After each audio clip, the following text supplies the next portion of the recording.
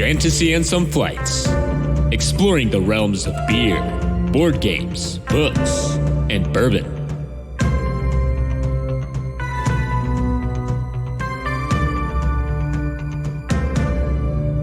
Welcome to another episode of the Fantasy and Some Flights podcast. I'm Nelson. I'm Dalton. And today we are here talking about Mistborn, the Final Empire, the first book in the Mistborn trilogy.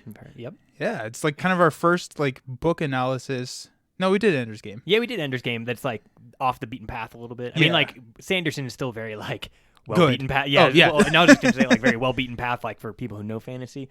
But if you're not, we hope that you took a dive into this book to listen to this episode because it's definitely one of our favorites. And if you didn't, we're gonna talk about random shit for a while before we get into it. But Right. You can listen to that and then jump back in. And then later. jump back in when you've read that book. But Absolutely. please read that book because I had forgotten how good it is. I know. Even though we talk about all the time how good it is, it's still surprising. Yeah, absolutely. We'll get into more of that, I'm sure. But let's start out with what we're drinking. So what's on my flight tonight, Dalton? Yeah, we're back in person, so we have actually been able to get back to supplying each other with drinks. So tonight I have given you Rabbit Hole Boxer Grail, which is a Kentucky. They call it a straight rye. We talked in the whiskey episode that like a lot of times ryes will use the term straight because bourbon uses the term straight, although it's not actually part of like there's not like I don't believe that there's like an FDA requirement on the word straight.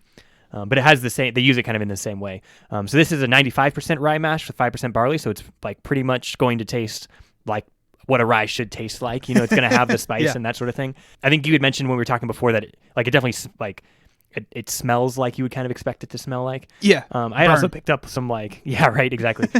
I had picked up some like almost like a cherry skin or like a black tea, like some of the like tannin heavy fruit flavors in the nose. And then in the body, it's very forward with like rye spice and maybe a little bit of like honey or something, and like, you know, as it kind of starts to fade. And in the finish, it's like nice and smooth, especially for its proof, because it's a 95 proof, so it's actually like pretty heavy in alcohol. I think you watered it back a little bit, which is probably a good idea since you've been drinking it for a while. But yeah, what are your thoughts on it? I like it. It's you had me try it without watering it down first, and that was like a 95 proof whiskey that I drank, right? So, but for how much, like how high of an alcohol content it had, it was very smooth. Yeah. Right. It didn't. Especially after I smelled it. Like when I smelled it, I was like, oh wow, this is gonna be strong. But when I actually like tasted it, I was surprised with how like not like alcohol-ish it was.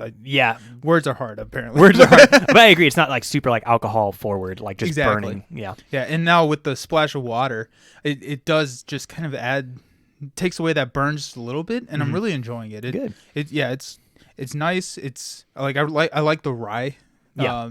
Because of like the Templeton was my favorite one from the tasting. So I am really enjoying the rye, and so it's kind of nice to have another rye kind of after a couple of these the bourbons that I've been trying. Yeah, so for sure. Yeah, I do think that's kind of like a rye lover's rye a little bit, in that it's going to be like very much just like what you expect from a rye, but done like pretty well with like it has like a little bit of extra complexity. It's not like super complex as a whiskey.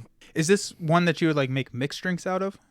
I would probably use Templeton before using that one. Okay. So that was like a $45 bottle. So it's a little bit of a nicer bottle. It has like 3 years of aging on it, and a lot of times I think like Templeton hangs out around 4 as well, actually. So it's like probably I think it's in the same range. But it's not that expensive. It's Templeton not a 45. It's like Templeton, a 30. Yeah, exactly. Yeah. So I would probably use that one over this one. Okay. But if you did make a mixed drink out of it, it would carry the alcohol for you with the 95%. There you go. Or Perfect. 95 proof. It's not 95%. Yeah. That would be a very different drink. You put that in cars. You could run planes on this stuff. Ouch. But yeah, no, I'm enjoying it. It's again, like these are hard to judge a cheers. Is there a 2.5 cheers? I do think it's probably like at a 2 cheers. Like I would take it if someone gave it to me, type range. Yeah. It is really good. But for like the price point, Mm-hmm. I'm gonna choose Templeton over this. Yeah. Every single time, and that's just me being a fanboy. But but especially for like, you know, paying 50% extra, it doesn't outweigh like the rye that I typically go to. Yeah. But it is a nice change. And it apparently is a lot more effective. So Very true. So we'll see how it goes. I may change it to a 3. in about 40 minutes or so. That's true. Yeah. It's one that gets better with it. The more you drink it. It's now aged 3 years and 45 minutes. Wonderful. Perfect. Just how I like it.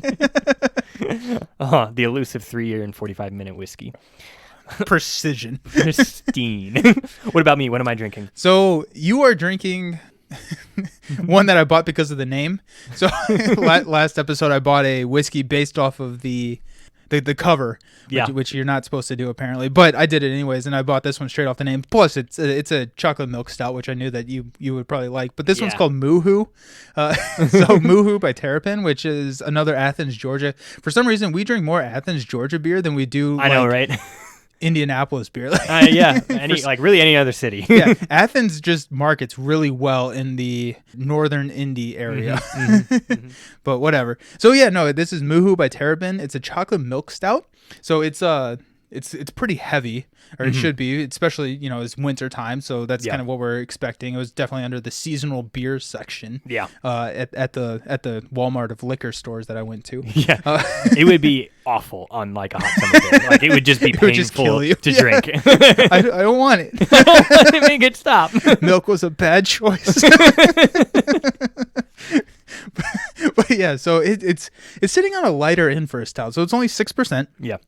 So it's not gonna knock you on your ass or anything. You can definitely have 2 or 3 or 6 of these. Yep. And it's not very bitter. The IBUs are sitting at about 30, so you're gonna feel like a very smooth taste when you're swallowing. It has a dark roasted malt flavor, and you should pick up hints of caramel and chocolate. I mean, it is a chocolate stout. Yeah. And then again, very smooth while you're sending it down your throat, swallowing. There we go. I've only had like 3 sips of this. That's quite the problem. effective. But yeah, what are your thoughts on this? Yeah, I think I would definitely say like a contrast between like the stouts, which I really like, to things like IPAs, and even honestly to things like whiskey. Like stouts they're going to present you with like 3 or 4 flavors, and it's like these are the flavors that you taste. You did it. I do taste those. It's like a Japanese whiskey. Yeah, exactly, like the Japanese whiskey. Yeah. Whereas like IPAs, they have like all the bitterness and all the complexity. Like this does not have that. It's like you said, it's like you're tasting kind of like the roasted malt flavor, and then like I'm definitely getting like the chocolate. I think caramel might be a little bit of a stretch, like maybe like in a faint sense, but like it's not that sweet. But it does kind of have like the thick maltiness that you expect of like a milk, especially stout. Gotcha. So the texture is very nice. It is like very warming as it goes down. It, like we said, it makes you feel very like sort of like wrapped up with a cup of hot chocolate, like that feeling. You drink it and feel 5 pounds heavier. Right. And you're thing. like satisfied. Right. This would go well with like ham. Gravy. So yeah, exactly, gravy. But yeah, it's definitely right up my alley. So this would be probably a 3 cheers for me. I mean, I've been very deprived of stouts this year so far. I have not. Oh, I'm sorry. Where you been? Quarantining. You're my beer provider. No, it's actually more just like a local thing. Like the like grocery stores that we go to and stuff, they just like don't have a lot of it. I've noticed that not necessarily liquor stores, but grocery stores in their craft beer section has gone very heavy towards the IPA. Yeah, very, very heavy. Like you're looking at it, and 90% of anything that I'm trying to find you a beer at like a grocery store, and I just stopped going to grocery stores because it's all IPAs. Yeah, it's like, so, I don't know why, Yeah. New Belgium is doing a lot of them, and maybe people are just kind of following that path, but I don't know. It's just kind of weird. Sure. They do tend to stick to like the bigger distributors. And that may be part because you're right, like New Belgium. And I also think IPAs are a lot easier to make. Oh, okay. I guess that would make sense.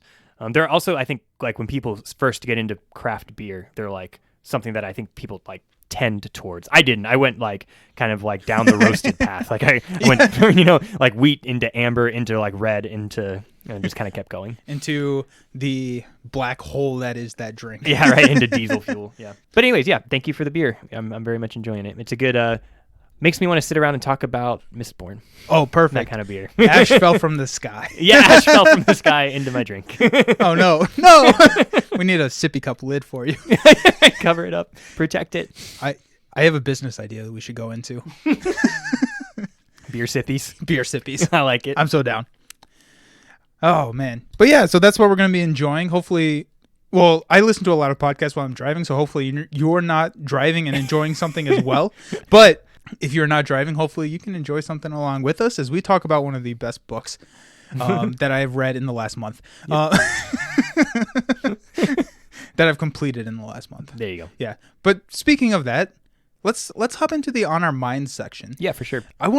Let's start this out with some sad news, and then we'll move into the happier stuff. Okay. So, unfortunately, this is more board game related, but we did want to bring it up in a timely manner, and that's something that happened kind of over the last week, and that's the Daniel Tascini, who is a designer of all the T games. So that's Zolkin, Teotihuacan, Tucanu, or The Voyages of Marco Polo.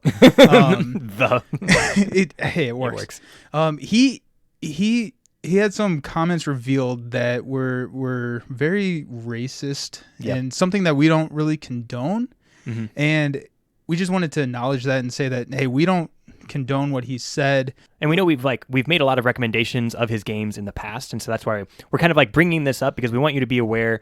Obviously when you purchase a game some portion of that, a lot of it will go to the distributors and whoever, but some portion of that goes to the designer. And so you as consumers, you make your own choices in what you buy and who you support. And so we just want you to be aware that this happened. And we know that we've been making a lot of recommendations of this game. I think we're probably not going to be doing that going forward. Everyone kind of has to make their own choice around, like, do you want to continue to do that? Do you want to continue to play games that he's already printed? Like, we're not trying to sway you one way or the other. We just wanted to acknowledge that this is something that happened, make you aware of it, and to encourage you to take that into account when you are making purchases going forward. I won't be buying any new Daniel Tascini games. And if you're going to buy those games, maybe look for them secondhand. I know Board Game Geek has a lot of peer-to-peer transactions, for sure, trade trades forum. and, But I won't be buying any new Daniel Tascini games. Yeah. Want to talk about some more fun stuff? Yeah. So what's been on your mind recently? What have you been reading, watching? Past that being on my mind. Yeah. Attack on Titan final season has been going on, right? And so I know we kind of we talked about this before it started coming out. Myself, and one of our listeners, Mike, have been spending a lot of time. We'll watch the episodes, and then it's like every time an episode comes out, we've just been talking about it because it's been holding up so far. It's been really good. That's awesome. Yeah, I'm excited because they kind of did something that a lot of the seasons do, besides the first one, will do a couple of episodes of kind of world building that are not quite around the main characters and the main storyline. So the final season did that as well. And then it's kind of just now coming back to the main characters and the main storylines, and it's getting really What exciting. episode are we on? I just watched the 5th, I think. Okay. Maybe the 6th. I think it was the 5th, though. Do you know how many are planned? 16. So they're doing two nice. seasons Cool. of two half seasons of 8. Okay. Which they typically have done. Yeah. They've done Yeah. half seasons. Yeah. For everyone, I think except for the second. And so they're kind of they're spending 8 through an arc, and then 8 through a final arc. And so. Oh, that's cool. Yeah. Yeah. No, I have not started watching it because I can't read, and they're all subbed right now. Yeah. So I'm waiting for the dub versions to come out, and then I will partake. But I'm really excited because season 3 ended phenomenally, and I'm really excited to see where season 4 takes us. For sure, it has been twist after twist. It's been a lot of fun. Exactly like I like Attack on Titan. Yeah, right. That's what you come to expect.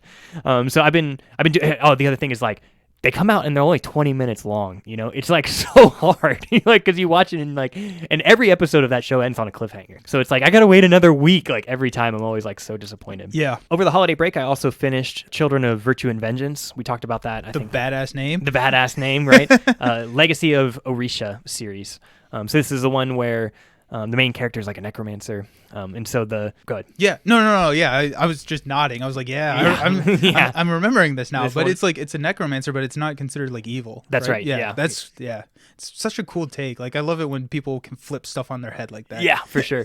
For sure. And then there's I forget how many, 8 or 10 different kind of types of magic users. So it ends up feeling like Avatar, but just kind of extended. Anyways, I've talked a lot about that before. I just wanted to say that the second book the first book kind of focused just on her magic, and the second book did a good job of kind of getting outside of that and starting to explore what the rest of the magic users can do and how they're different and how their magics kind of work and what their strengths are and stuff. And so it was very strong. I would say though that it is a second book out of a trilogy, and I think it kind of felt like a second book of a trilogy. Yeah, it's that fluff kind of stuff. Okay, yeah, where it's okay, I can see that the story is moving, but I'm not getting the impression that it's going to end in this book. It did kind of feel okay, you're kind of moving characters around to set up the stage for the third book. You know? Yeah. So the third book is it's scheduled to come out in 2021. I think like late 2021. But she's been writing very fast. Do you know what it's called? No, I don't think it has a name yet. I'm really excited for I know, I am too. I'm like upset that it didn't have a name, so I couldn't share it. But I think if you are interested in the book, I would say read the first one, and then I might just say wait to read the second one until like the third one is out, so you can read them back to back. Because otherwise, the second one, it was good. It was just like maybe like slightly, let me down a little bit. They're not super long, right? I actually don't remember. I think it was shorter than Mistborn. Mistborn was like longer than I remembered. Actually, yeah, Mistborn was like 20 something hours. I was like, yeah. Oh, a little longer than I expected. I think it's like low 20s or something like that. Yeah. Okay. But they had two different lengths, obviously. So yeah, very good. I enjoyed it, but I would suggest waiting for the third one to come out. And then lastly, so now I'm like in a position where I am kind of trying to decide what to read next, because actually like I read Mistborn in preparation for the episode, and I finished that like yesterday. And so I was trying to figure out, I don't know, I might go back to the Witcher series. Okay. Because I had talked about that like earlier. I read like the first two of them, and they were both like kind of the prequels essentially. And so like the next book would be like the first of the like actual core books. So I've been looking forward to going back to that. I am considering reading more of Mistborn. Oh, I know. It's so tempting. It's so hard to not just go read the other ones because it leaves off very well. Or I might do, I've also been really wanting to reread Inheritance. You know? Oh, I did that earlier. Did you? We talked about that. Yeah, probably a couple months ago. Yeah. It's totally worth rereading. It's a fun book, right? It's not the best book I've ever read, but it is also like kind of nostalgic because it is one that I read in my childhood, and it's just like, oh yeah, I like this. And then like when you get over into Inheritance, which is the last book, I was like, I don't remember a lot of this because I think I've only read Inheritance once. Yeah, and so it was nice to reread. Yeah, I would recommend it. Yeah, so I might end up doing that. We'll see. If you guys have suggestions, I am open to suggestions right now. I'm looking for what's going to be next on the table. So, or on my mind, not on the table. That's the other side, the other type of episode. Okay, what about you? I reread Mistborn as well, and I'm glad I did because I forgot a lot, and I forgot how much is not revealed in the first book. So this will be a non-spoiler for The Well of Ascension and Hero of Ages, which is the book 2 and book 3 of the series, which is good to know. Because I would have spoiled a lot of that if I hadn't reread. So, but it is a great book, and I really enjoyed reading that. It was kind of sad because I took a break out, and I listened to 22 hours of Mistborn, where I was not listening to 22 hours of Stormlight Archives. So I did hop back over there, and then this is crazy. This is a first. Okay, I'm reading a book, like actually a physical book. Yeah. Yeah. Look at you go. Yeah, it takes me a long time because I have to look up every other word. But we talked a few episodes ago about all the new Star Wars content that's coming back out or coming out. And one of the things that we talked about was the High Republic series, which when we presented it, I thought it was going to be a television series. It's actually going to be a collaboration of books, comics, and I think some television as well. Okay. To kind of tell the story of 200 years before the Phantom Menace. Very cool. And so the first book is out, and so you love them prequels. I do love them prequels. Oh man, they're so cool. So I'm actually like, I bought the first book. It's a really pretty hardcover book, and so it's like, okay, I feel like I can justify buying them when they come out because they're coming out every couple of months. Oh, yeah. And then I can have the set, which I think would just be like really cool. But it's like, if I look back on it and it's like, oh, there's 16 books, and I'm like, that's a lot of money to buy. Yeah. But it's like, okay, like I'll do that. But yeah, so this is the first book is called Light of the Jedi, and it's, like I said, takes place 200 years before the Phantom Menace, and so this is like Jedi in their like heyday. Like they are cool. And so the premise is, I'm about, I don't know, a quarter of the way through the book now. The premise is that there's like technology is not to the level that it is in the Phantom Menace or in the Star Wars that we know. And like one of the things is like light speed is not reliable necessarily. Oh, interesting. So kind of what happens, and this is the first chapter, and it's like in the book sleeve, so like I'm not spoiling anything, but there's passengers, and what they're doing is they're trying to populate the outer rim. They're like there's a lot of overpopulation on like the core worlds, and they're trying to push out to the outer rim, and like they're traveling in light speed, and they hit something that's in the light speed lane, and so it like blows up the ship, and then all of these particles are like big chunks of the ship are like flying everywhere, and they're like directed towards a system, so like planets and moons, and the Jedi show up, and they're trying to figure out how to save this planet, because if one of these things that's coming at light speed or like close to it hits the planet, then game over. Oops. So it's like a massive evacuation of the planet, and it's really cool to see because I think there are 60 Jedi. Mm-hmm. Like in the whole order. No, in this battle. Oh wow. Yeah. So it's just kind of it's really cool to see. They have like the lead Jedi who's on like the command ship, and then all the other Jedi are in like these fighters that are really like dumbed down technology, and so that they can use the Force to fly them. Oh, interesting. And the lead Jedi commands her fleet with the Force.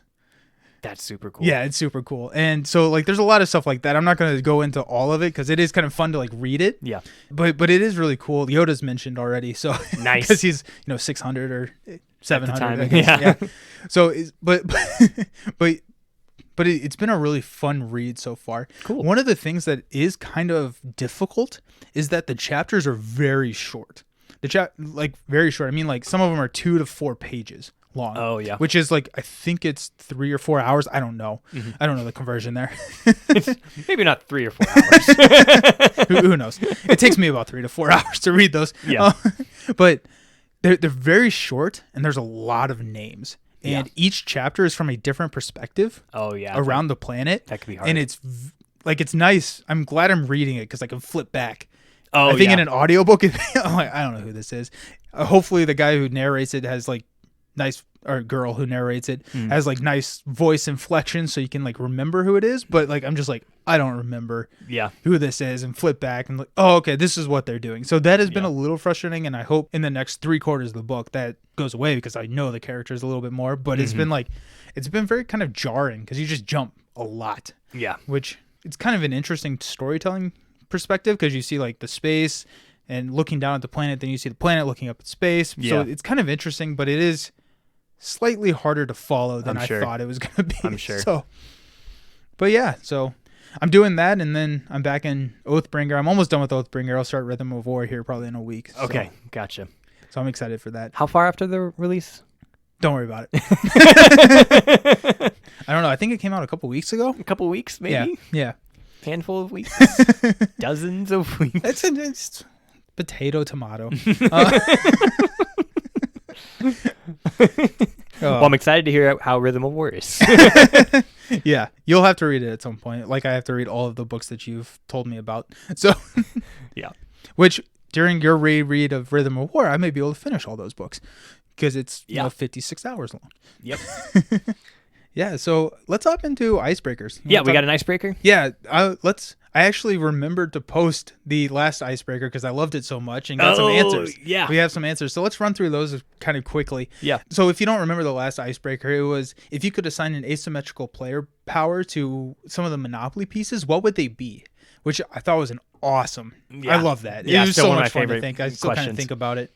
So I broke these up into not necessarily by person, but by piece. I think that would be a little bit easier to talk through. For sure. So let's just run through some of these. So race car. So Tucker said you add 1 to every roll. Yep. jpurdy_13 from Instagram said the race car can skip over corner tiles as if it was drifting, which I thought was awesome. Yeah, I was like, that's pretty cool.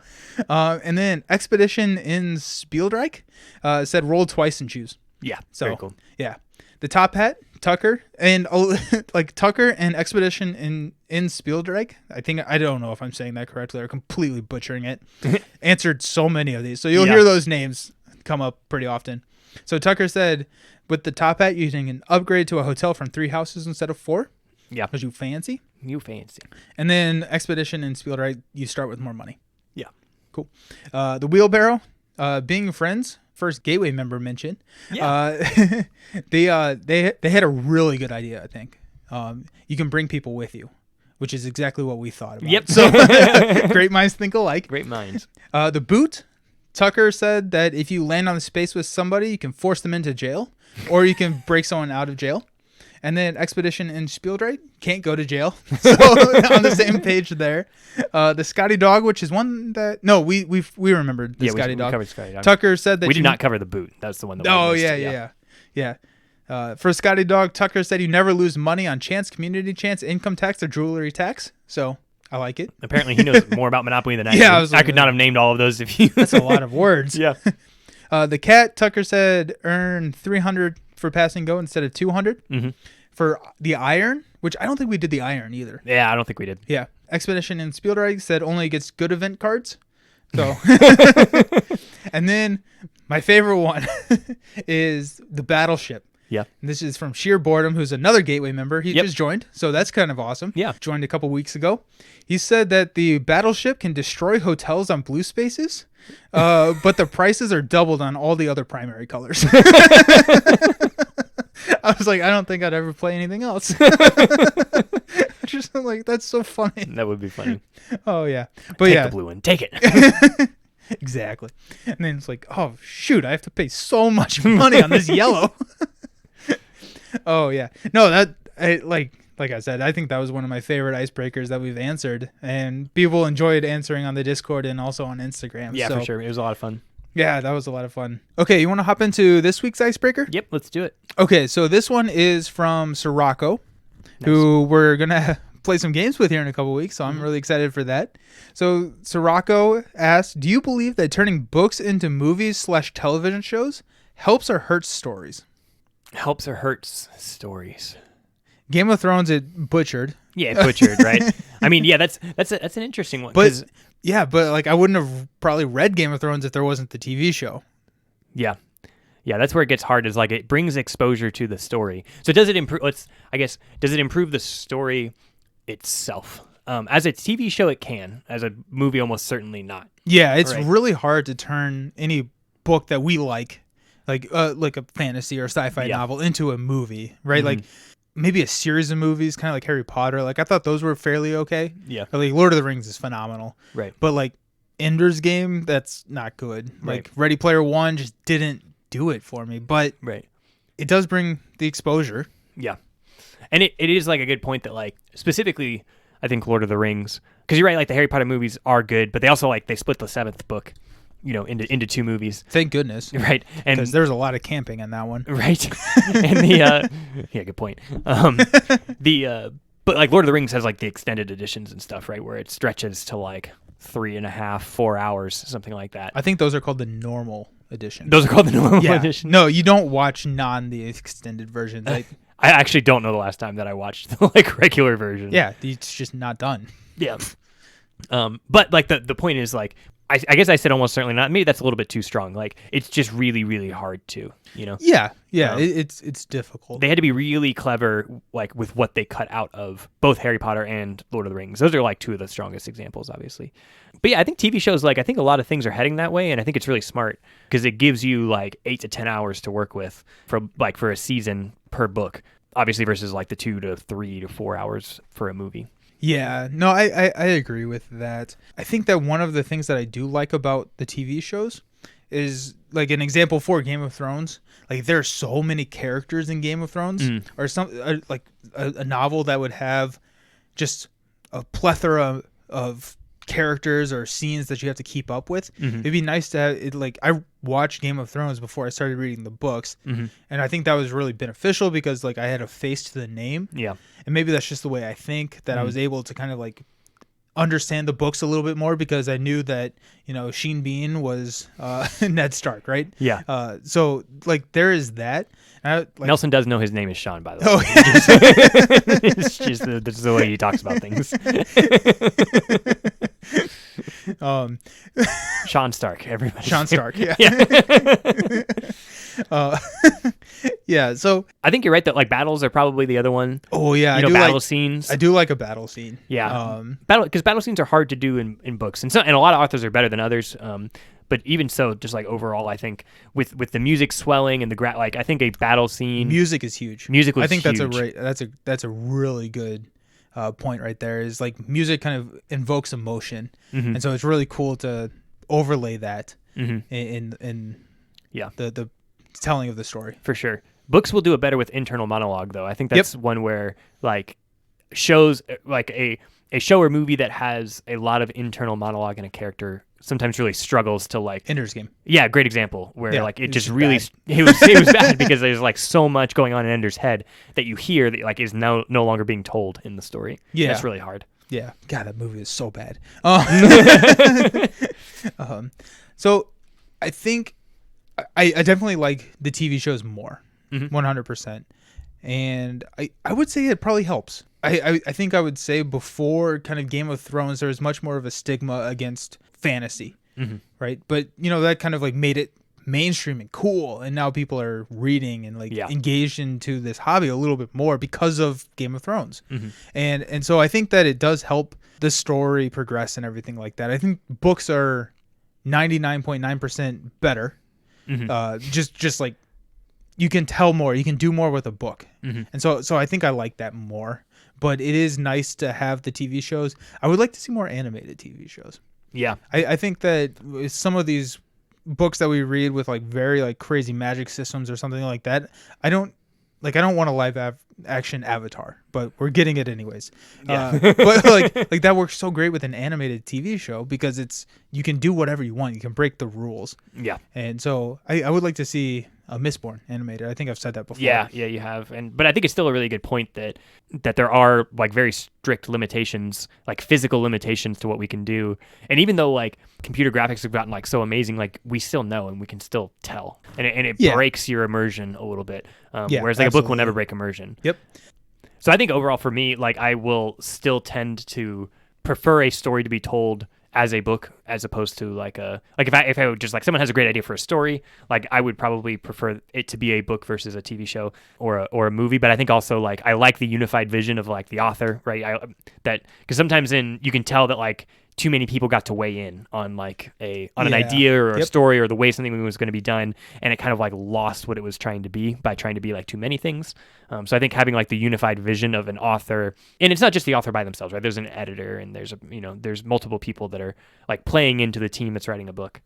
But like I think overall that things can be more effective when done extremely well as a TV show, or as a movie. Because again, like we talked about, the music and the faces and the everything else. So it can all come together, but it can be a little risky. Have we talked about what our favorite adaptation is? I don't know if we have. I don't know if explicitly.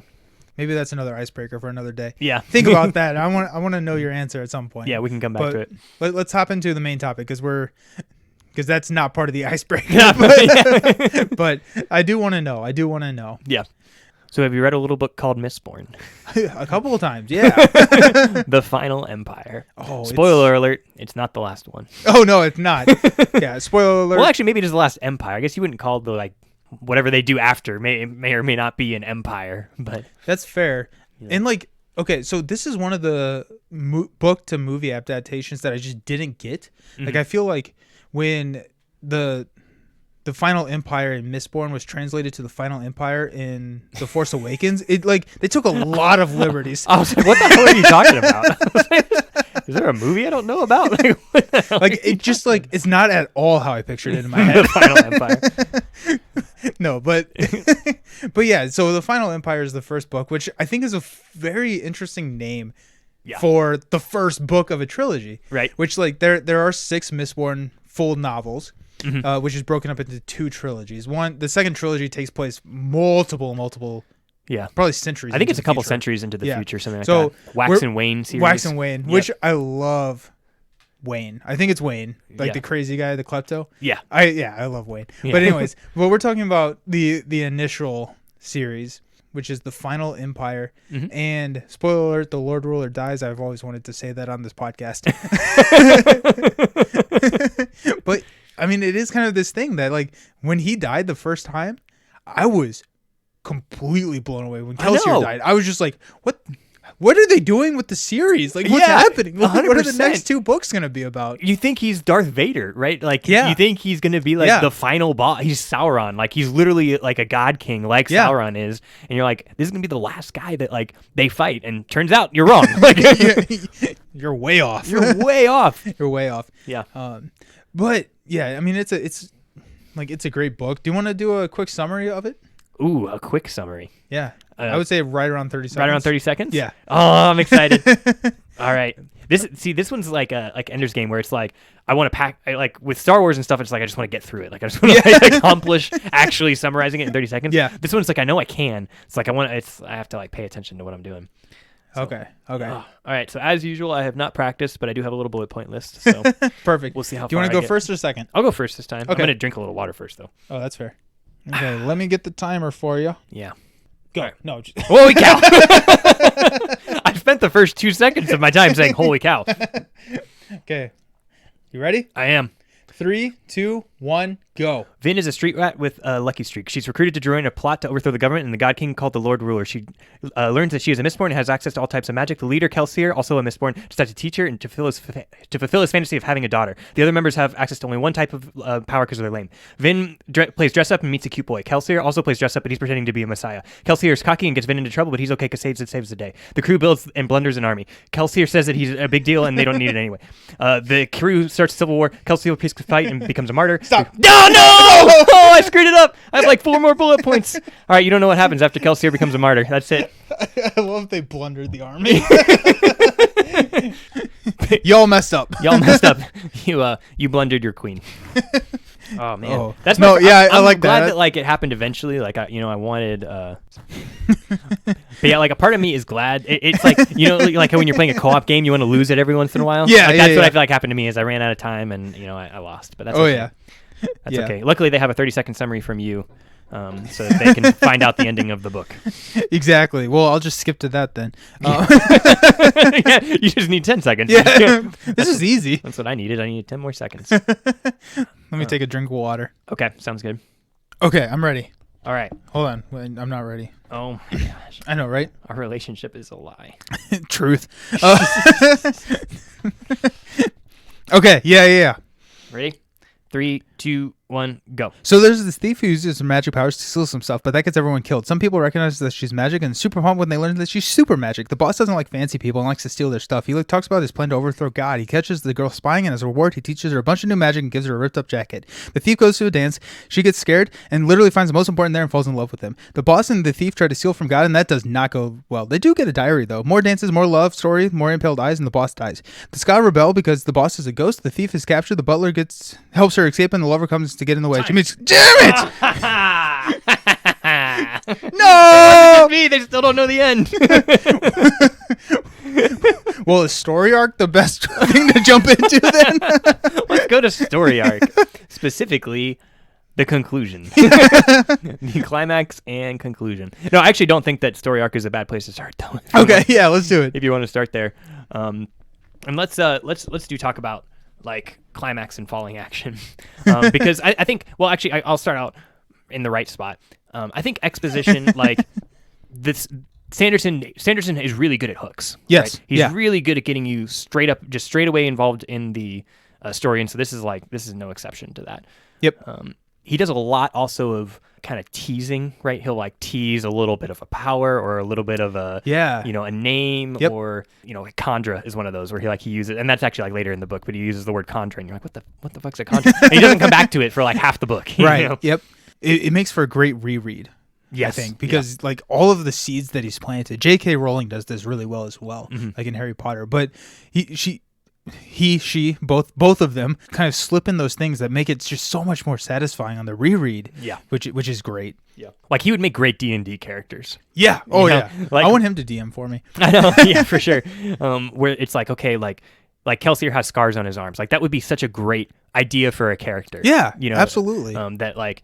He's like, oh, he's got these like scars on his arms. Like, where What's does that come about? from? Yeah. And then like 2 good things if you're like building a D&D character to work with your DM on are like scars and like fears, right? Yep. Like a fear of fire is a good Absolutely. one. So like he definitely does those things. I think the book is fairly well paced, in terms of like rising action. Yeah.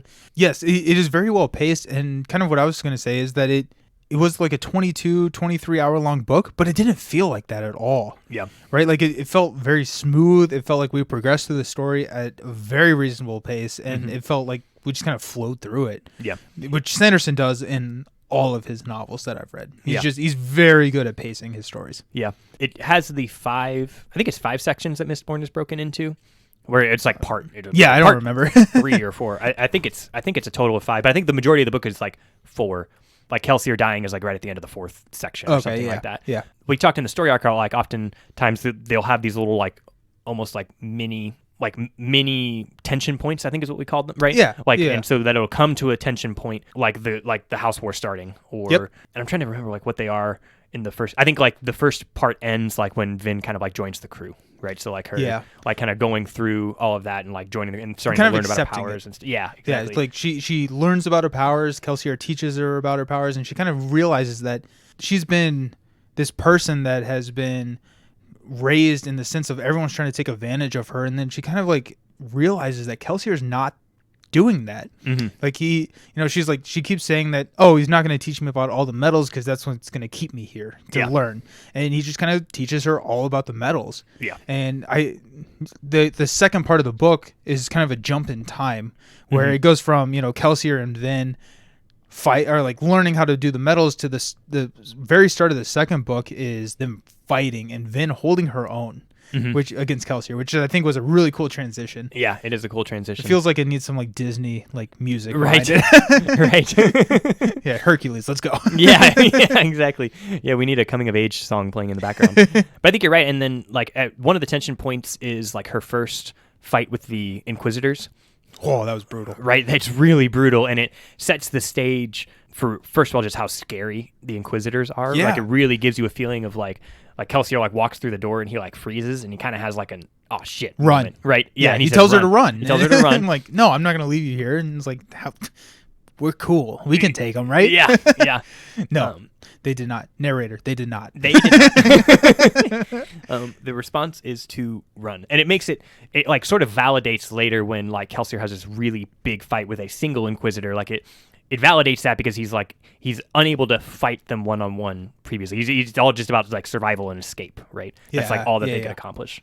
Yeah, and so I think that shows Kelsier's growth as well, because I think Kelsier kind of starts out with this whole vengeance, and it like that's what he's after is kind of the vengeance, and but like taking over the nobility. But he does grow as a character, and throughout the story as like noblemen aren't all bad. Like he doesn't kill Elend, right? Like he's like, maybe I was wrong, and like that shows some character growth, as well as Vin, where she goes from being this person that doesn't trust anyone to being someone that trusts and learns and loves the people around her. I think the character growth, just only looking at those two characters, is phenomenal and really follows the story.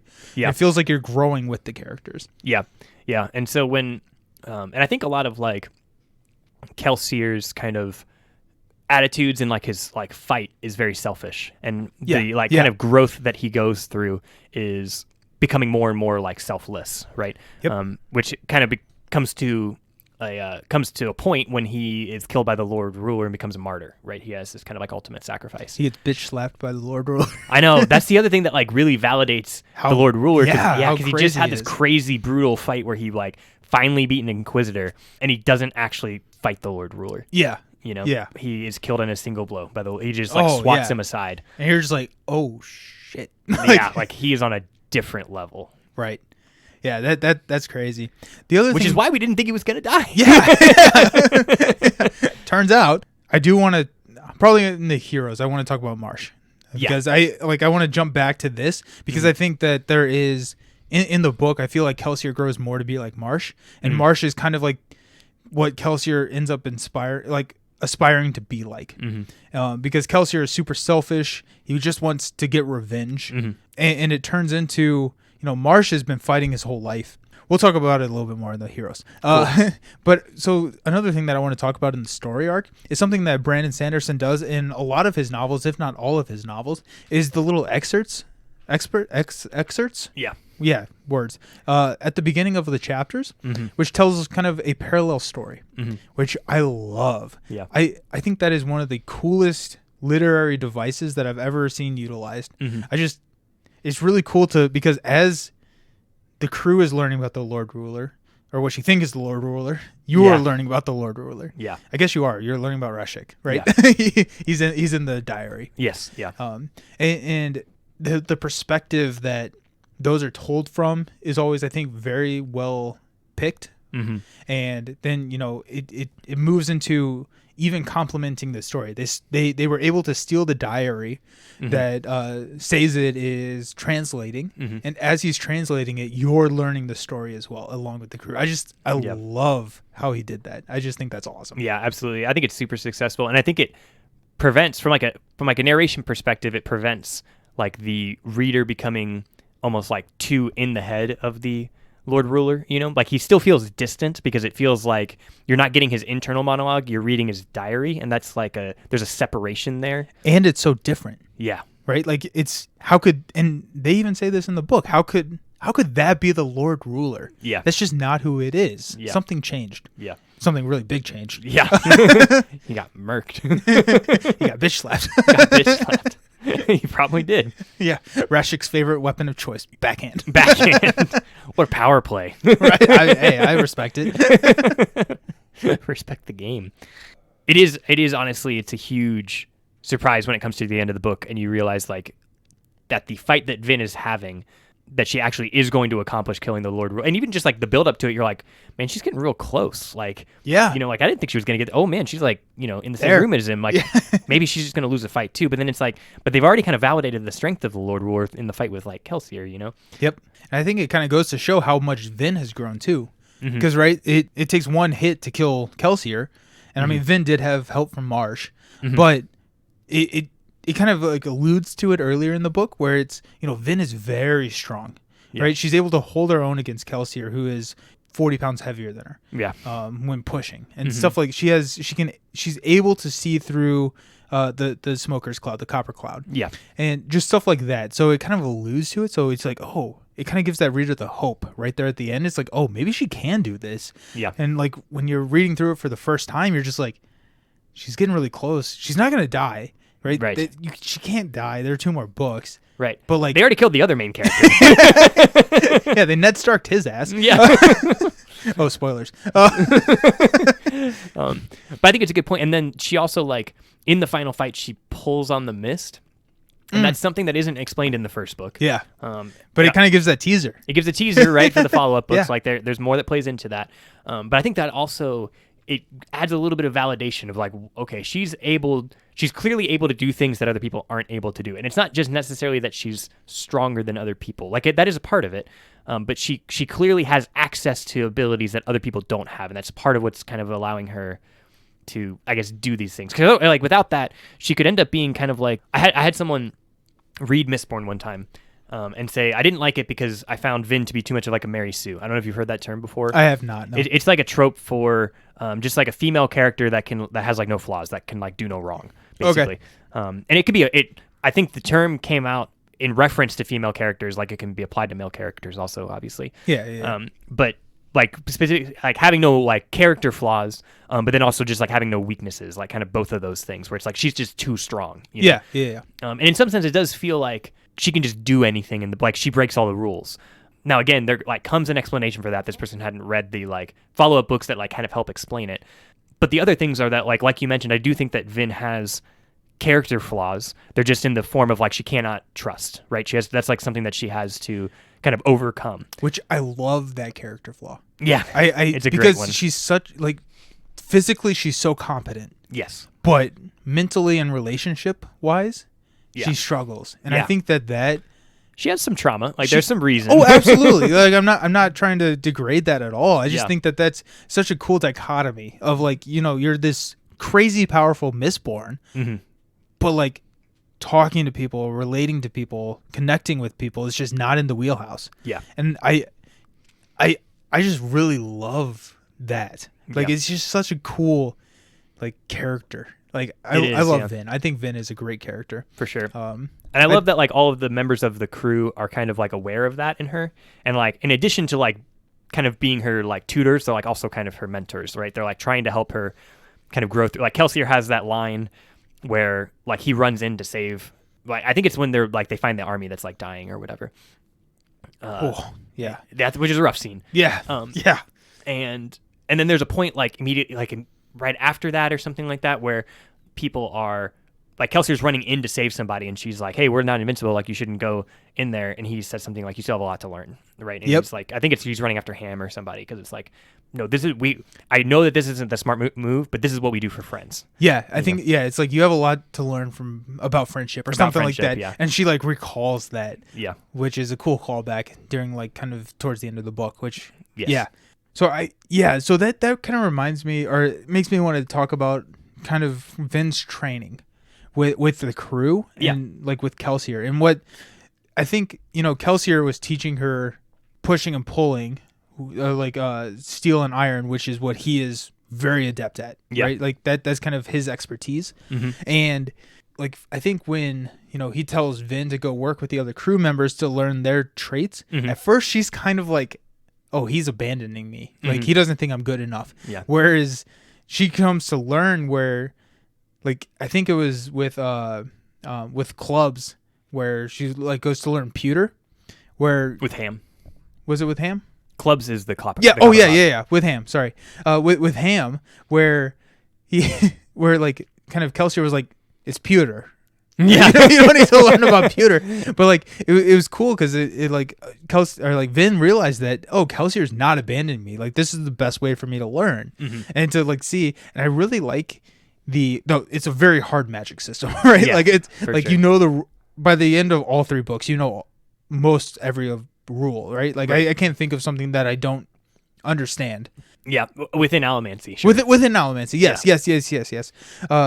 Whereas like the scene where Vin and Kelsier go out and they just like explain the metals, and it's just like it feels very natural instead of like a school, which we talked about in the magic episode.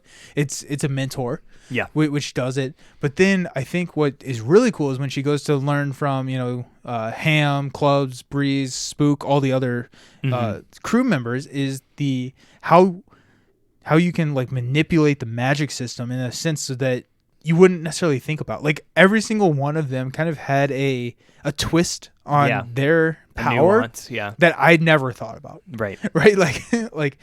Like Ham is like, you don't always flare. You don't want to let your enemy know how strong you are.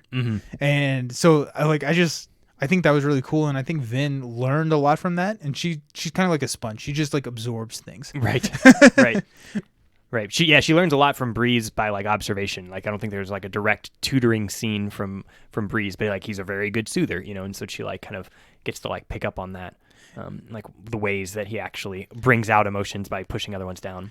So real quick, I love the scene where they're like recruiting and Breeze is like using the serving women in different dresses. Right. I thought that was awesome. Like, you send out the red dress to invoke like passion or whatever, and you're like, that was so cool. That was so cool. It's just like those kind of like things that like Brandon Sanderson thinks about and like is able to invoke in his stories. It's just awesome. Yeah. And like it just really makes me feel immersed. And it's like, because I feel like he does a much better job than a lot of authors in the sense of like knowing his world and knowing the limitations and knowing how to exploit what he's written. Right? For sure. Yeah. And letting it kind of like play out of like, what would it look like if there was a group of people who were soothers? Like, how would they make a job and an economy out of that? And like, let that play out. Yeah, for sure. We've kind of talked about Vin and Kelsier as heroes, but there's a couple others that I wanted to cover. So this book has a hero that emerges halfway through the book, right? In Elend, that like you are like listening through the book. Well, you are reading through the book through the perspective of only Vin and Kelsier, and I think it's like a real shock when all of a sudden there's a chapter that's written from Elend's perspective, right? Yeah. And he becomes one of like the heroes in the story that you continue to kind of hear from. Because you know what Vin and Kelsier think, and Elend is the enemy, right? And so when he's a nobleman. It's kind of cool to turn that on his head, and you're like, oh, no, I was wrong. They were wrong. We're all wrong. Yeah. Not all noblemen are bad, which I think was kind of cool. Yeah, for sure. And I think he's done really well because he is still like, he's still like a child of his privilege, kind of, right? Where he's like asking, in some of those early conversations with Vin, like he's asking after the ska. And like the way he's doing it is actually kind of disrespectful, right? Yeah. He's like, wait, like they think? It's like, dude, yeah, of course. Like, of course they think. Like it's super racist. But he's been raised to think that they're a lower life form. For sure, yeah. And I think that he's a really cool character / hero because he has the ability to open his eyes and realize that, no, I think there's even a line in there. It's like, wait, Vin is ska, right? If she could trick me, that means that they're no different than us. Yeah. Which I think is a really cool kind of like take on, racism. Right. And like classism in that sense, which is just really cool. It takes a really, he's not magical. He's not a Mistborn. He's not even a Misting. But he's able to provide that other like kind of context. He's able to provide the perspective of the nobleman. And like I think without him, they probably would have just like slaughtered all the noblemen, and then we would have been in the same position that we are now. 100%, yeah. So yeah, he like offers that perspective, and like I think you're right that like he is the way that he approaches classism is realistic. Like I think we would all want to say like, oh, like if I was in his position, like I would know that the Ska were people. Right? Yeah, absolutely. Like that's that's like what you want to feel like, but it also. It's not 100% realistic to think that like, you know, he's 21, he's been told this his entire life. The whole society is built around like what they think are these like true fundamentals. And so for him to like, if he was just coming out like, oh, I'm perfectly good, and he had no kind of preconceived notions and judgments to like kind of overcome, then it would be like, wait, why is he like so perfect? And it would actually make all the noblemen feel like they were still evil. He's just this like weird exception to the rule. And as it exists, it feels more like, oh, he's like you said, he's like the light that means that noblemen could be okay, that they are bad, but they might have a potential redemption arc available. Yeah. And it's just such a cool a way to do that. Like Brandon Sanderson plays in all of these characters that are not completely light, not completely dark, and it's cool to explore the morality there. I think so for sure. Ellen's a great character. Ellen's a great character. So I think the only like character that is like either fully good. Well, actually, no. The only character that is fully good would be Sazed, right? Like, Sazed's is dope. Perfect. Except you, Sazed. We're happy you're here. Right? Everyone's morally gray except for Sazed. He's perfect. Can do no wrong. And Sazed is... Oh, yeah. Sazed is a character. Yeah. Sazed's a great character. He provides Vin the anchor. And, like, I really like kind of the idea of, you know, I swore you an ideal. Like, I told Kelsier that I would not... You would not be harmed, or however he says it, and it kind of like he follows that through all the way till the end, and like he's still alive, right? So yeah. But like he does all of this, he protects it, he puts himself in harm's way, and I think the reveal that Sazed and the Lord Ruler Rashik, yeah. I wrote it out phonetically too. That they're the same. They're both terracemen. They're both the same. It is like kind of sad, but it also kind of shows Sazed's goodness. Yeah, in that sense, where it's like Rashik kind of like succumbed to the evil. Like he took the throne, he took the power. He's both a ferochemist and an allomancer, which. So cool. Like that is so cool. Like I love that. Yeah. And that's why he's, trying to kill all of the terracemen. Yeah. And the sense that, Sazed is just pure good. He just like he works and he's he's not the perfect terraceman because, he thinks for himself. First of all, how dare you? Yeah.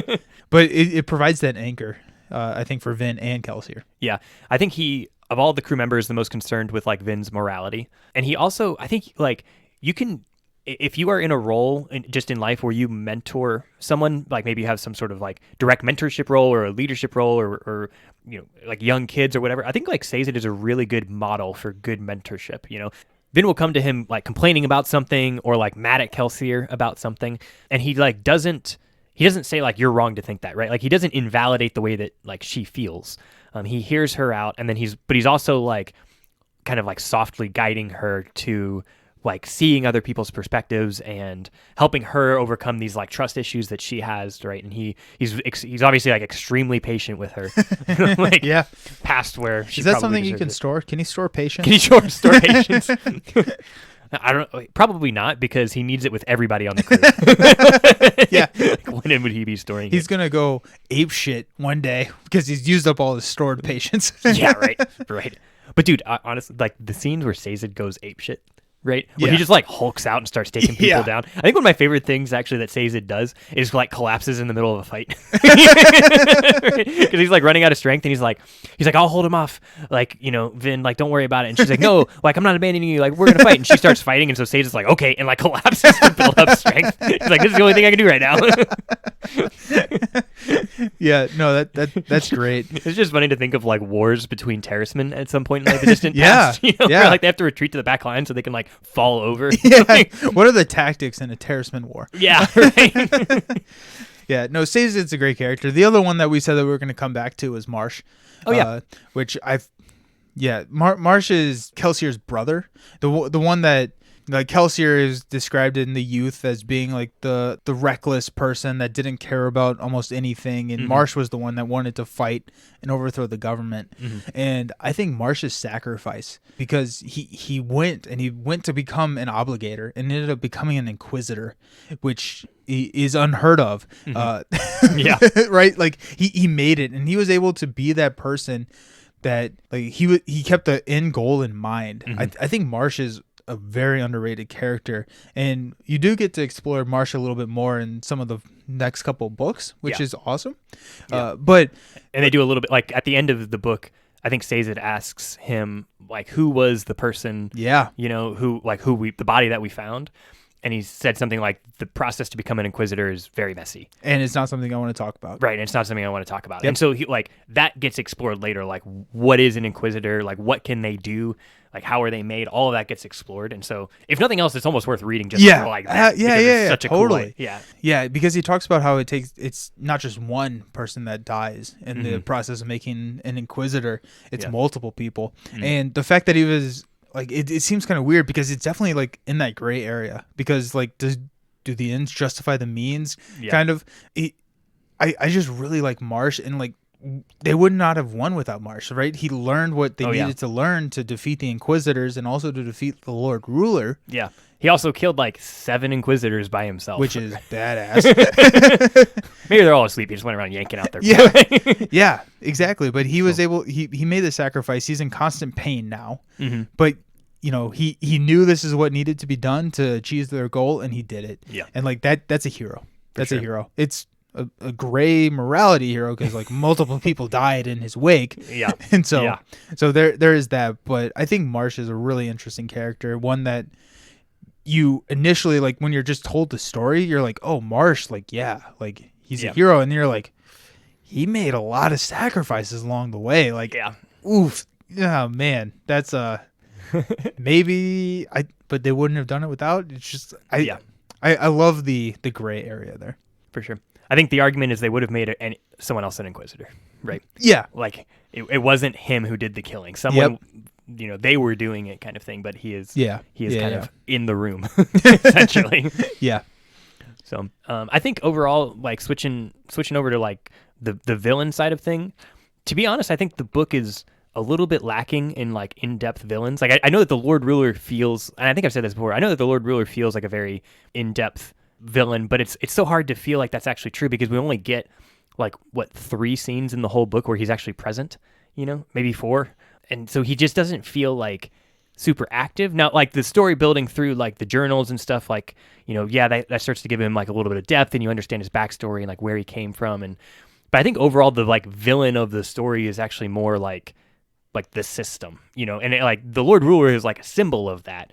But it's almost like the way that society, like almost like society itself is the villain or something like that. Like, that's what they're, besides like the Inquisitors is just like this big monstrous villain that they have to like fight who are really scary and are going to kill them. Yeah. He feels a little bit like, I think I've always felt with Mistborn that they're in the Final Empire book itself, that there was a little bit more room to build in like scenes or something that would have kind of built into the Lord Ruler as like a villain and a character. I think there's like a little bit of a gap there. Yeah, I can see that. Like, I do think that it is interesting because you think you know a lot more about the Lord Ruler than you do, because it's not the person that you think you know. Right. But so, okay, I guess let me ask you this. So the villains of like the noblemen that aren't Elend, right? Like the people that are oppressing, do you see them as villains, or do you see them as a product of the society of what the Lord Ruler has created? Yeah, I mean, that's a good point. I would definitely say that they are villains, but I think like bad people will always exist in a society, right? Because none of them are besides maybe like Lord Venture, like none of them are, and Shen, that's a dick. Yeah, he's a dick. And like Shen, Illyriel, like they're the only 2 that are like nobles that are villains that like are really kind of like named and kind of given character. And so like that does add a little bit of depth, but again, I think they're sort of almost meant to be caricatures or like faces of like the evils that exist in the society. It's like Lord Venture would have existed. Someone to take his place would have existed in this society the way that it's built. If this was another society that like didn't necessarily reward that level of like cruelty and malice, and cunning and all those things, like he maybe wouldn't have been in like such a position of power because the society exists the way that it does. Someone's like him is gonna kind of an inevitability almost. Okay, yeah, I can buy that. Yeah. Yeah, I wanted to raise that point because I kind of agree with you. It does feel like it feels like they're fighting the system. Like, Rage Against the Machine. Rage Against the Machine, that's right. It's not necessarily like one person, which like Lord Ruler, but like he's more of a symbol than he is a person of an actual villain. Yeah, for sure. Yeah. Which, like, to be fair, it's Mistborn the Final Empire, not Mistborn the Lord Ruler. Yeah, yeah, that's a great point. Yeah. I wonder who the villain in the next book is going to be, or the next two books. That'd be weird, right? Huh. Yeah. Isn't it interesting though that like you actually know the terms Well of Ascension and Hero of Ages? Yeah. Like from Mistborn, like those are the title of like books 2 and 3. You've already heard those terms. So yeah, do a little thinking on what that could mean. The books are about. Read those books because they're great. Yeah, they're great. It's very strong throughout. So yeah, I think villains are an area that could be like improved in the book, but I think overall like you don't really miss that, right? There's so many strengths in the book anyway that there is good story arc and world building around the villains, and so it kind of gets like covered up. But like the biggest strengths of the book, and the reason why we typically tell people to read these books, are because the magic system, the hard magic system, and the world building is like it's so incredibly strong, and that's true for like a lot of Sanderson books. But this is the good like kind of bite-sized reason as to like why that is like such a as to why that's so strong. So in terms of like world building, what do you think are some of like the stronger, I guess, elements or examples of world building that Sanderson puts out in Mistborn? Yeah, the mist, right? Yeah, like right. It starts just like what a that. Unique idea. Yeah, ash fell from the sky, and it talks about how we talked about in the world building episode, something that you put into a world needs to affect how people react and behave in that world. Mm-hmm. And that, I mean, we use Sanderson as the golden example here, but I think the mist, like Ska are afraid to go out in the mist, like the mist wraiths. What are they? The Khandra. Mm-hmm. Yeah. Right. So Vin's scared of them, but they're harmless, right? Like, right. Like they're just not. They're scavengers. They eat dead people. Mm-hmm. Yeah. They eat dead things.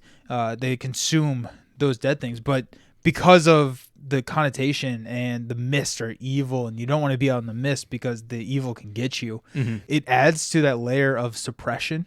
Yeah. I think, which is kind of cool. It's almost like a physical representation of the suppression that the Ska have. Oh, that's a good point. And so that's my favorite part of the world building is the mist and just how that affects everyday life. And then Mistborn embrace the mist, and they're the people out there. You don't want to run into a Mistborn, right? Like the guards don't question Mistborn. Yeah, it's like Kelsier and Vin can walk around. They're Ska, but they can walk around because they have the cloak. Yeah, and just kind of you get to learn a lot about the city, a lot about the rules, a lot about how people think just by the actions that they're so confidently walking around. Mm-hmm. And so you're immediately placed into knowing that these people are in a position of power.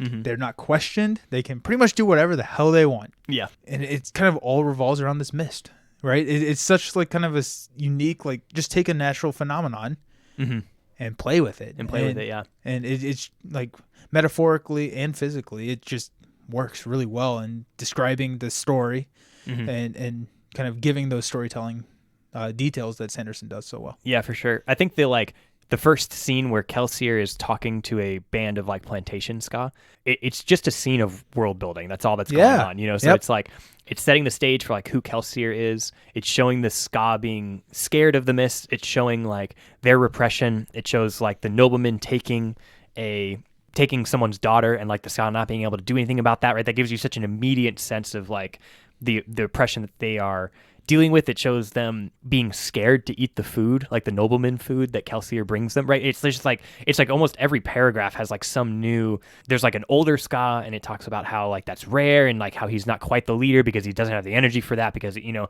and it's like all of these things are like adding up to paint this picture for you that's really just actually a fairly short, meaningless scene, but it immediately helps you understand like what it means to be a Ska versus what it means to be a nobleman versus like what Kelsier is. Yeah.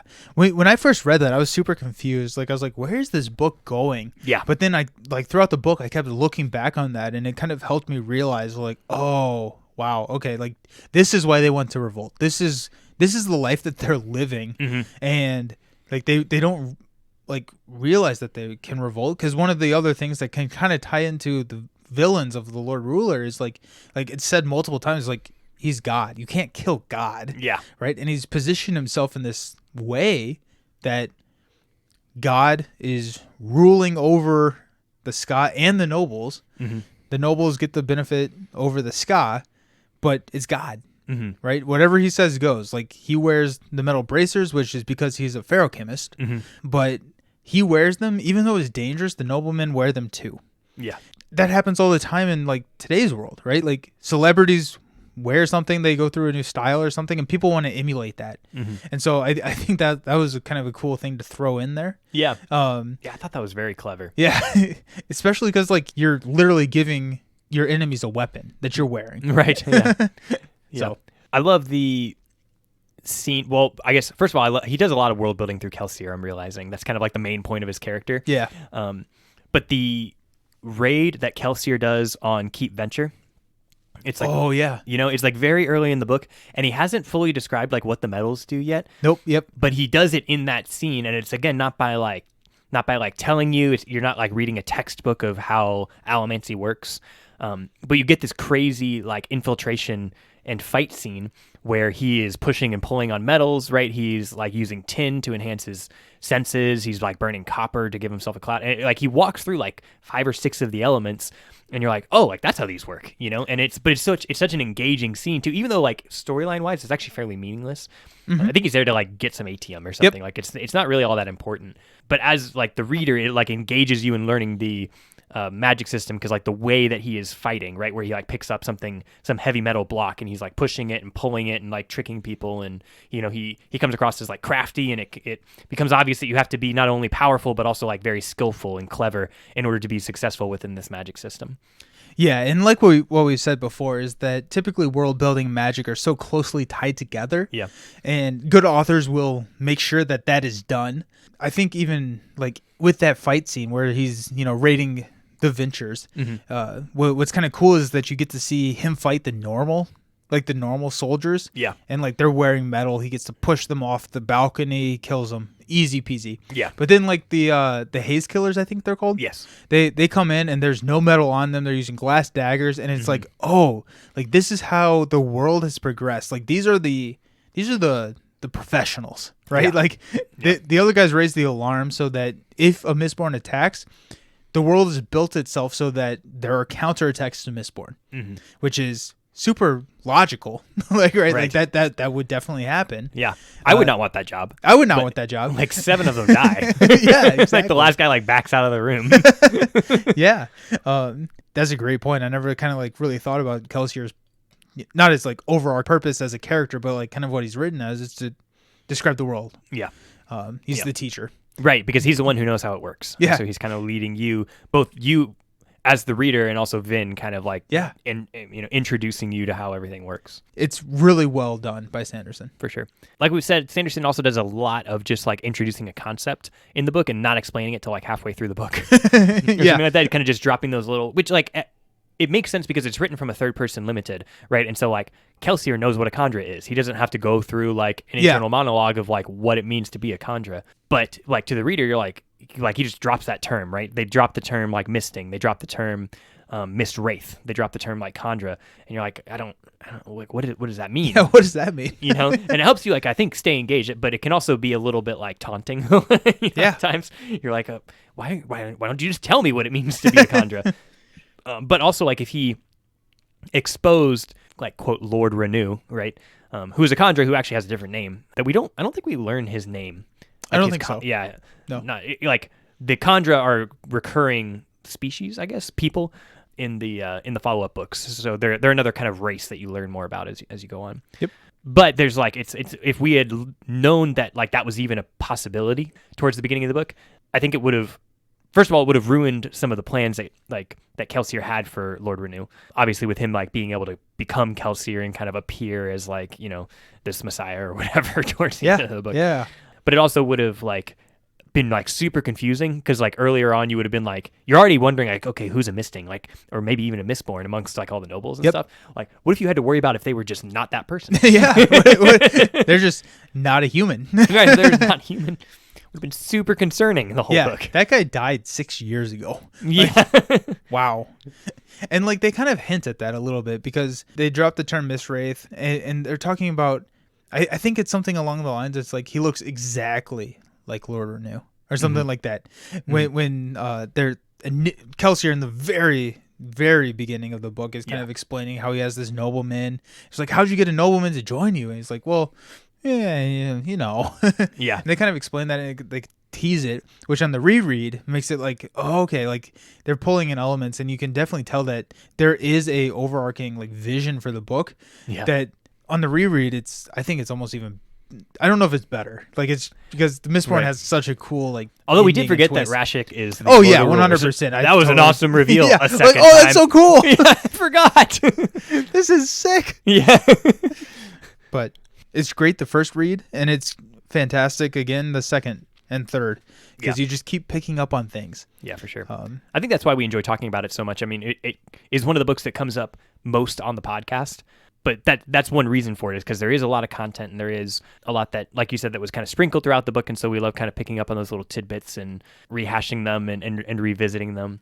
It's also why the like reading the second and third book is so tempting because it continues to develop the races and characters that were kind of only like barely introduced into this first book, continues to develop into the magic systems that exist.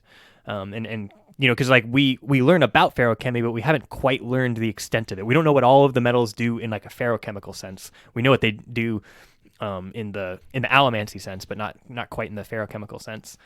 We also know like that there's this like all the metals are paired, but there's like an 11th metal. So like how do the pairings work now? And there's a little bit of confusion. And Vin uses like a new metal when she's captured, right? That like burns all of her metals which away, is a 12th metal potentially. What is that? Yeah, and so like what would that be paired with? Right. So there's a lot of like still kind of like Sanderson has shown you most of the magic system, but there's still a lot to go, you know? Yeah. And it's part of what I wonder makes if there are clues or hints like he did in the first book. Do you think in there the might first be? book that kind of, if you've read the second and third book, you're like, ooh.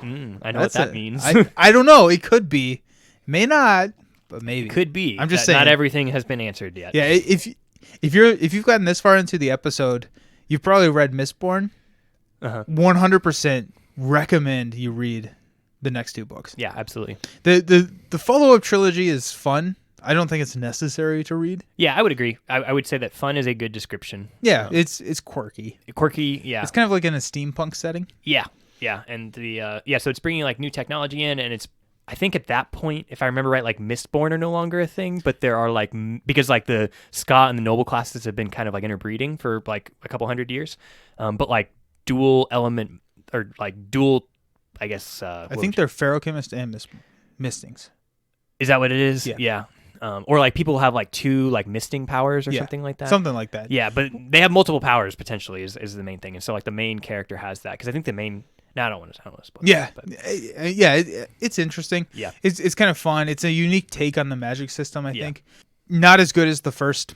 Would agree. First trilogy, but it's definitely like worth checking out if you like it. I do really like Wayne. Like, I think Wayne is probably one of my favorite fantasy characters of all time. Characters, yeah. He's just a great character. Yeah.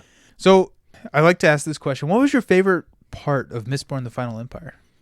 As we wrap up. Oh man, like my favorite like moment or whatever. Sure. Or okay, or like scene. Your choice. Okay. My favorite scene is Kelsier fighting the Inquisitor, like one-on-one fighting the Inquisitor, because there's so many like first of all, he has one of those like, all right, fine, let's do this kind of moments, which is like, I just like, I love that as like a moment, you know? Yeah. Like, but it happens right after like he's like kind of dodging and like playing with the Inquisitor, right?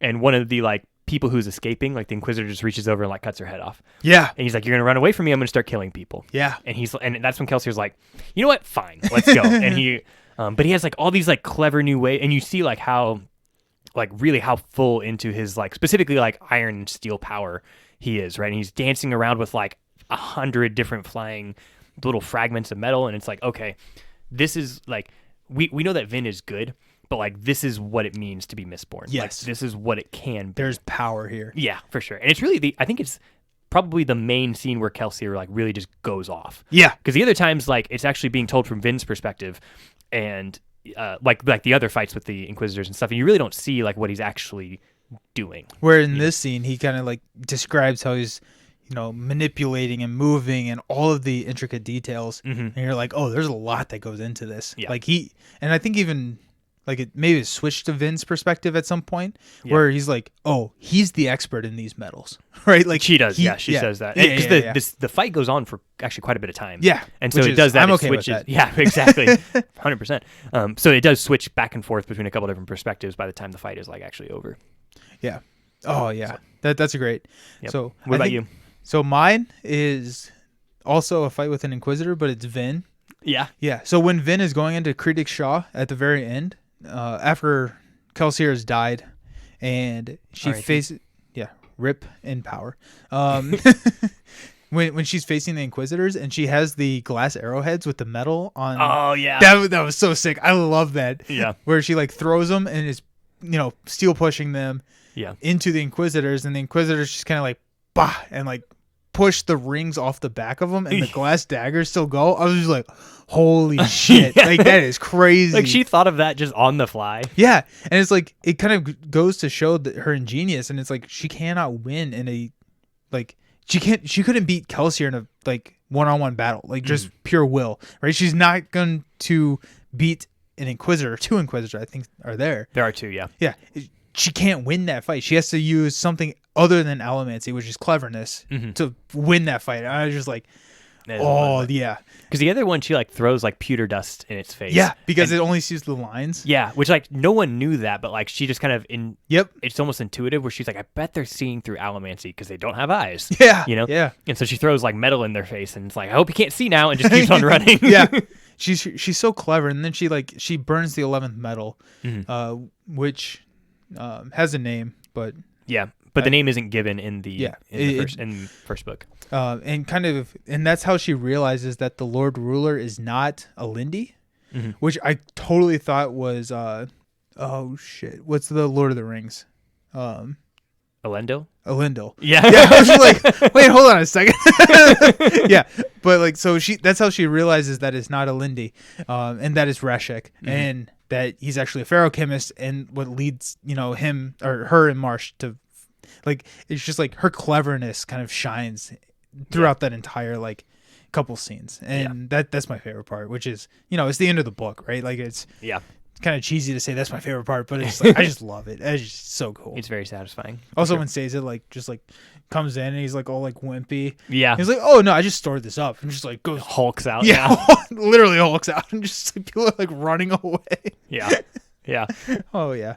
Oh, that'd be great. Just rewrite the whole book from Seiza's perspective. I would love to. We talk about like Ender's Shadow being Bean. Yeah. In Ender's Game, just like Mistborn, but from Seiza's perspective. Oh, here I go killing again. Here I go killing. Oh look, that Inquisitor hunted down Vin.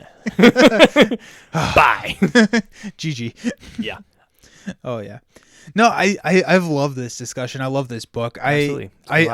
I will be reading the next couple of books probably after Rhythm of War, because I'm in that Mistborn spirit now. Yeah. So I don't know if you know this, for each one of our book analysis episodes that we do, I actually set the background of my phone to the book. So right now it's like all the allomantic symbols. Oh yeah. Like it was Lord of the Rings. I had a Star Wars one. And so like I'm excited to see what goes on, but like just like I'm fully immersed in Mistborn right now. Love it. So I'm really excited to read some more of those. We do have a full spoiler Mistborn channel on the Discord. Yep. So if you have read, or if you are currently reading and you finish, come hang out on the Discord. Let's talk about it, because there's a lot of shit that goes down in the next 2 books. Yeah. And so I would love to talk about that with you. You can also find us on pretty much any social media, Twitter, Facebook, Instagram. Check out our website for all the show notes, and we love talking with you. We're gonna post the icebreaker question on a couple of the social media accounts, so let us know your thoughts for a shout out on next episode. Yep. So don't forget to recommend me a book. Oh yeah, Dalton needs a book. I need a book. Rhythm of War. It took me forever to realize that I could turn off the Audible setting that would just sync me to your location of whatever book you're reading. You can do that? Yes. Dang it! Yeah, because I was like, we had talked about how I had like actually read about 10 hours or listened to 10 hours of Mistborn before I started Way of Kings. Oh yeah. And then like when I like reloaded Mistborn, it just like took me to where you were, which was like 26 minutes in. I was like, oh, okay, I guess I'm doing this. Just like, listen. But yes, it is a setting. You can turn it off. That's good to know because you mentioned the scene about the recruiting and the women in red dresses. You know, I skipped that scene. I don't remember reading that this time. I think I must have like skipped to wherever you were and just like screwed it up somehow. Gotcha. So, So that is the scene. That. That is the scene where Clubs and Vin get to train together. So gotcha. That's why I totally forgot that. Or Clubs and Breeze, or Vin and Breeze. There we go. Yeah, because he's the soother. Yeah. Yep. Yeah. But yeah, well, this was a fun conversation. It was really fun. So if you don't have anything else, I think I'm good. We're gonna go drink some more. We're gonna drink some more. Cheers. Cheers.